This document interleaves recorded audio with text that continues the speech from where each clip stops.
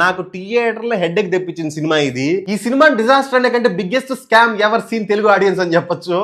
అది కాదు ఇలాంటి మోసం ఉంటుంది, ఒకసారి వినండి. సినిమా ఇండస్ట్రీలో రాడ్ మూవీస్ రావడం అనేది చాలా సహజం, కానీ కొన్ని రాడ్ రంబోల మూవీస్ ఉంటాయి. ఇలాంటి మూవీస్ ప్రొడ్యూసర్స్ గానీ హీరోస్ గానీ ఒక నైట్ మేర్ లాంటిది. మరి అలాంటి సిచ్యువేషన్స్ నుంచి కొంతమంది హీరోస్ తప్పించుకున్నారు.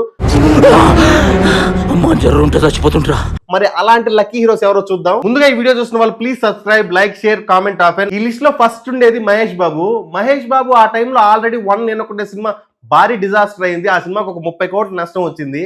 ఆ సినిమా తర్వాత వెంటనే ఆగడు సినిమా కూడా డిజాస్టర్ అయింది. ఆ సినిమా ఒక 22 కోట్ల నష్టం వచ్చింది. సో ఆల్రెడీ హ్యూజ్ డిజాస్టర్స్ లో ఉన్న హీరోకి ఆ టైంలో చెప్పిన కథ ఏంటో తెలుసా? వినయ విధేయ రామ. వినయ్ విజయ్ రామ, మహేష్ బాబు వాళ్ళిద్దరిని ఊహించుకుంటే అసలు డైజెస్ట్ కావట్లేదు కదా. అసలు ఆ సినిమాలో గుజరాత్ నుంచి బీహార్ 30 నిమిషాలు వెళ్ళిపోయి సీన్ ఒకటి చాలు సినిమా డిజాస్టర్ అవడానికి.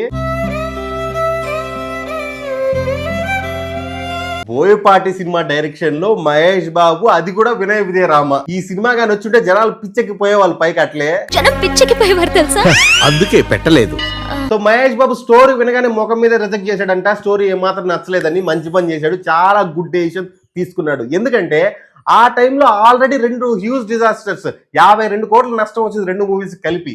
ఆ టైంలో వినయ విజయరామ వచ్చుంటే ఆబ్వియస్లీ శ్రీమంతుడు వచ్చేది కాదు, దానికి డేట్స్ ఇవ్వగలిగేవాడు కాదు. శ్రీమంతుడు తర్వాత బ్రహ్మోత్సవం అండ్ స్పైడర్ 2 రాడ్లే. సో వినయ విజయరామ్, మహేష్ బాబు తీసుంటే వరుసగా 5 డిజాస్టర్ మూవీలు అయ్యేవి. ఆబ్వియస్లీ శ్రీమంతుడు మిస్ అయింది కాబట్టి కొట్టాల శివాత నెక్స్ట్ మూవీ భర్త నేను కూడా రాకుండా పోయిండొచ్చు.